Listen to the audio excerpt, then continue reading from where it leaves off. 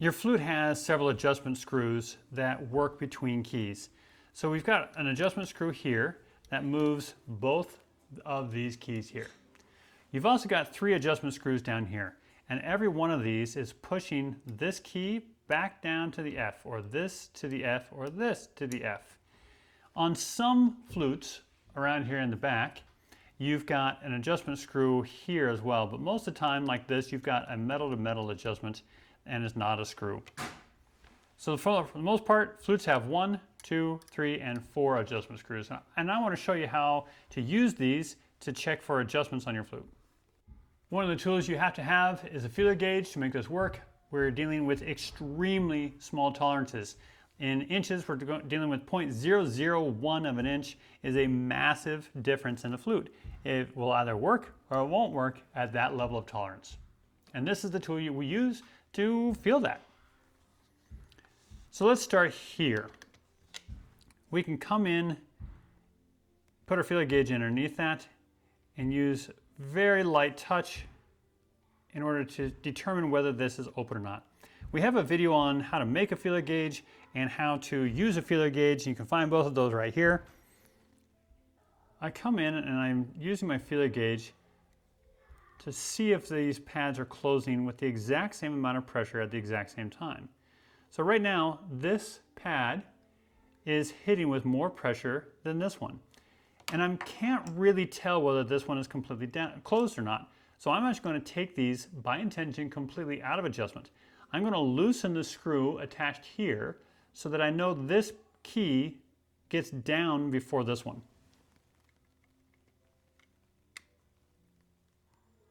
Now on this flute, it's really nice the screws are accessible up top. Sometimes they're not. Sometimes they're accessible clear back here in the back, and I've got to come in underneath the trill key rod to get to those adjustment screws. So now with this key backed way out, but I still have a little bit of movement in this pad here, so I know that this one's down and this one's not. And that's going to allow me to check this pad all by itself. And I want to make sure that it hits with equal tension, if I can get my feeler gauge in there, with equal tension all the way around that pad. Now that I know what it is, I can come over here and be closing this A. And I know that that has equal tension all the way around it. So each one of those is together, but right now my flute wouldn't be playing because this is so far out of adjustment. It would be leaking air as soon as I fingered down to it. So I'm going to come back in on this adjustment screw, and I'm going to make a really small adjustment. So in these screws, really small adjustments like this. See how far that went? I went from here to here. A really small adjustment can make a really big difference. I'm going to come back to my feeler gauge, and I still need to go just a hair further.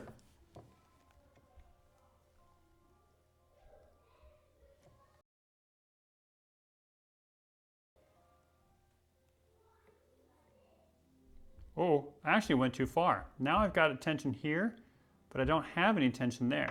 So again, watch how small of an adjustment this is. That little tiny movement.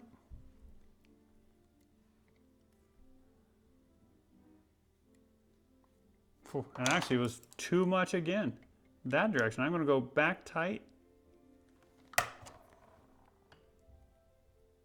People think we're crazy when we say that those tiny little adjustments make a difference. They make a huge difference in the way your flute plays. And now I've got tension equal between these two, and this flute's going to start playing again. I get students asking me all the time, how do I know if I've gone too far? You try. You turn the screw a little bit, you use your feeler gauge, get in there and find out whether they're balanced or not. If they are, great, good job, you've got it. If they're not perfectly balanced, try again. Go back to that screw and make adjustments.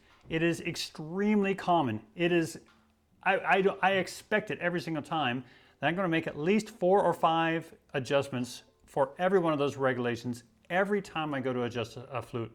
If I'm doing a brand new pad, that's probably going to be 15, 16 times that I'm trying small adjustments in that screw to get it to be just dialed right in perfectly. So stay with it. make sure you're putting in some of that effort and going back and forth. Do not gorilla grip. Don't squeeze like crazy. The lightest touch that you can.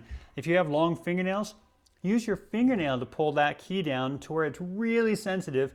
And as soon as you feel any part of that pad touch, that's what I want to find out. Where is it hitting? Is it hitting heavy in the back or in the front? And if so, I need to make the necessary adjustments. I cannot stress enough how important it is to make those really small micro adjustments in these adjustment screws. They're there. Sometimes they're kind of hard to find. You got to sneak it in underneath there to get them. You got to work kind of hard to get a screwdriver on them, but it's worth the effort to put in those little tiny micro adjustments to really dial these adjustments in just right so that the flute will play its optimum and actually play at all in some cases.